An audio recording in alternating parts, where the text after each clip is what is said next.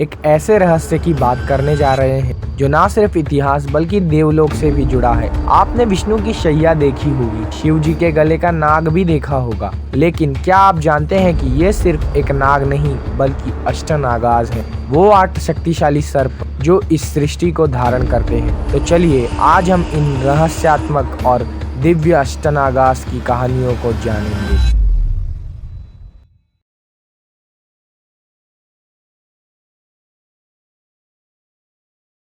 अनंता या शेषनाग जो अष्टनागाज में सबसे शक्तिशाली है। अनंत का अर्थ होता है जो कभी समाप्त ना हो।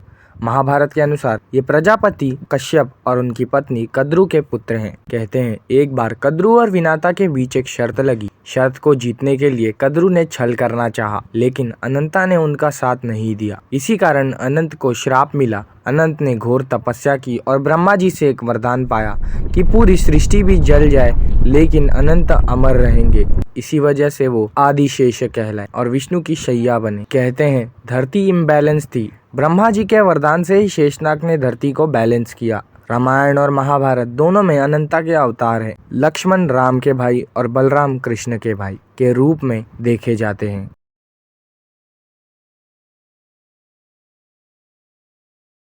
वासुकी कश्यप और कद्रु का पुत्र, अनंत का भाई है। वो शिव जी का परम भक्त है और अक्सर उनके गले में विराजमान रहता है।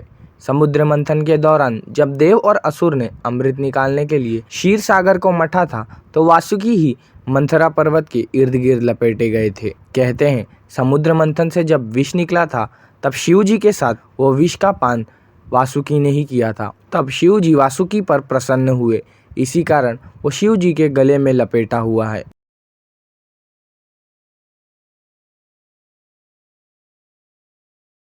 तक्षक जो नागों के एक प्रमुख राजा है। जब अर्जुन ने खांडव वन जला दिया था, तब भी तक्षक सुरक्षित निकल गए थे। परीक्षित जो कि अर्जुन के पोते थे, उनको श्रृंगी ऋषि ने श्राप दिया था कि उनकी मृत्यु तक्षक नाग से होगी। तक्षक ने परीक्षित को डसा था और ये श्राप सत्य हुआ था। इसके बाद जन्मेजय ने सर्पसत्र यज्ञ किया था, जिसमें सारे नागों का विनाश होने लगा, लेकिन अस्तिका ने इस यज्ञ को रोक दिया और तक्षक को बचा लिया था, साथ ही सभी सर्पों को बचा लिया था।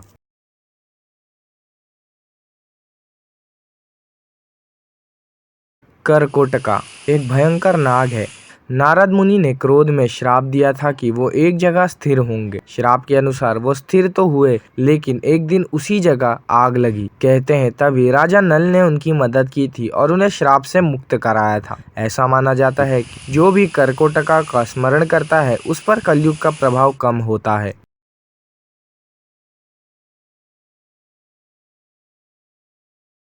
शंखा या शंखपला एक अति शक्तिशाली और बहुमस्तक नाग। भले ही उसका रूप भयंकर है, लेकिन वो किसी को नुकसान नहीं पहुंचाता। जब बलराम जी की मृत्यु हुई थी, तब वो उनकी आत्मा को पाताल ले जाने वाले प्रमुख नागों में एक था।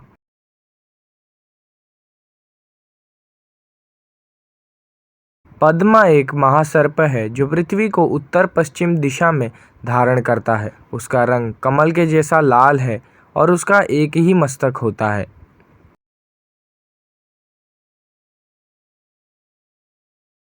महापद्मा या शंख पद्मा एक अति शक्तिशाली नाग है, जिसके फनों पर त्रिशूल का चिन्ह होता है और उसका रंग सफेद होता है।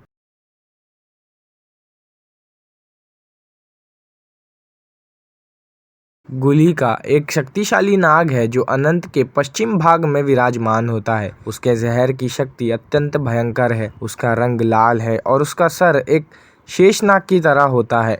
ज्योतिष शास्त्र में गुलिका का महत्व है और उसका नाम किसी भी दोष को समाप्त करने के लिए स्मरण किया जाता है।